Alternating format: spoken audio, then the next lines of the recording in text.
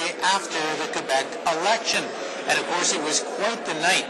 The big winner, Mario Dumont, and the ADQ. The big losers, Jean Charest, André Boisclair.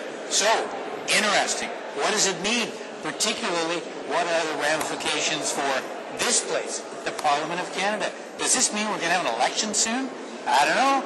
Let's ask somebody who I think does know. Marlene Jennings, member of Parliament from Montreal. And Marlene, tell us what your view was. Were you surprised last night? I was shocked. I began the election predicting a weak Liberal majority. Then, halfway through the election, I was predicting a Liberal minority. And at the end of the election, right up until the actual day of casting votes, I had revised again and was predicting a PQ minority government. So I was wrong on all accounts, and it just goes to show, don't trust the politician for political analysis. We're not very good at that. We might be good about our own ridings, but we're not the experts when it goes beyond the borders of our ridings. So yeah, I was shocked. One good thing about it, though, is that with the ADQ and with the Provincial Liberal Party, Quebecers have sent a clear message. They do not want a referendum. Absolutely. They want Quebec to remain part of Canada and part of our federal country. Yep, absolutely. And that's great news for us as federalists, for sure. All right, now the other question. Obviously, Mr. Harper shoveled all kinds of money into Quebec, okay? Charest was his golden boy. What does this mean? Is this a defeat for Harper? Other people say Mario Dumont is a very socially conservative guy. Yes, he is. And that would maybe persuade Mr. Harper to go for an election because the ground is fertile. What do you think? I think it's a bit of a mixed blessing for Mr. Harper. On the one hand, yes, there are many ADQists, as we call them, who are conservatives at the federal level. But you also have a large number of Quebecers who voted ADQ as a protest vote.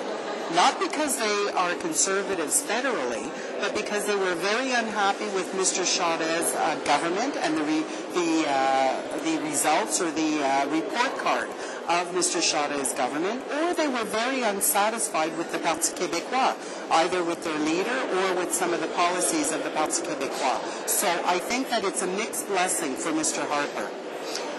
All right, now enough of that stuff. Let's talk important things. Yeah, let's talk a little bit about your work, because you're the justice critic. Yes. And you've been very involved in a whole bunch of fronts. But most recently, I saw you standing up in the House the other day, reading off all these bills you were trying to get unanimous consent for. What was that all about? Well, the Conservative government that ran in the 2006 election on, they're going to get tough on crime and justice is one of Mr. Harper's priorities, brought out a series of bills. We analyzed them as the official opposition, and we determined that there were a series of bills that we could actually support as they were drafted.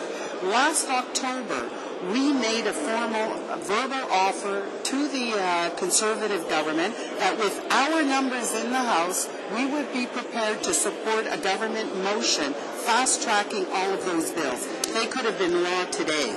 The government refused. We then made the offer in February. The government refused again.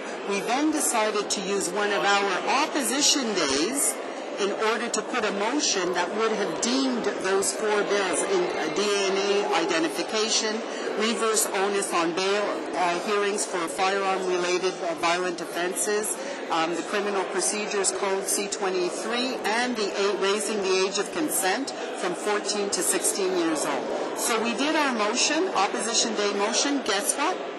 First time in my 10 years as an MP, I saw a government block speedy passage of its own legislation, which it claims is priority.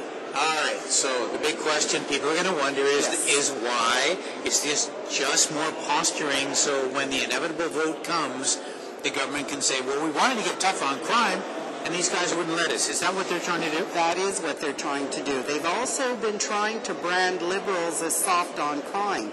I find it amazing that many of the models that they've chosen are failed models from the country south of us.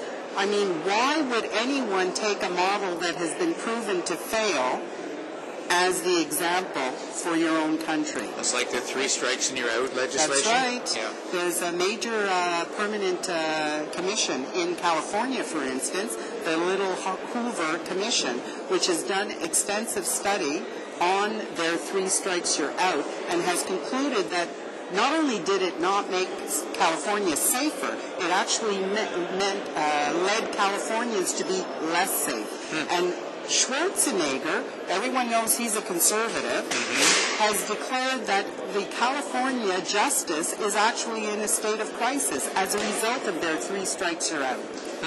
And the conservatives want to bring it up to Canada. Amazing. All right, so last question here. Yes. Given the election, given what you've seen on the electioneering with your proposed attempt to get that through, are we going to an election? You know what? I'm almost afraid to predict because I was so wrong with the provincial election. I don't know. I think it's a toss-up. I think Mr. Harper is really, really tempted, and he's a real gambler. So on that level, I think yes. But then on the other hand, I say, well, logic says that, the conservative support is not solid. It's still shifting. We all know when you go into an election, the governing party loses a minimum of 5 points. There's no guarantee that he'll pick up enough seats to form a majority. And if he calls an election and comes back with another minority government, his own caucus will lynch him. I know. Yeah. The end of him. Yeah, that's right. Here he goes. Hey, wonderful sport, eh? We should get real jobs. All right, thank you for watching MPtv. More soon. Bye-bye.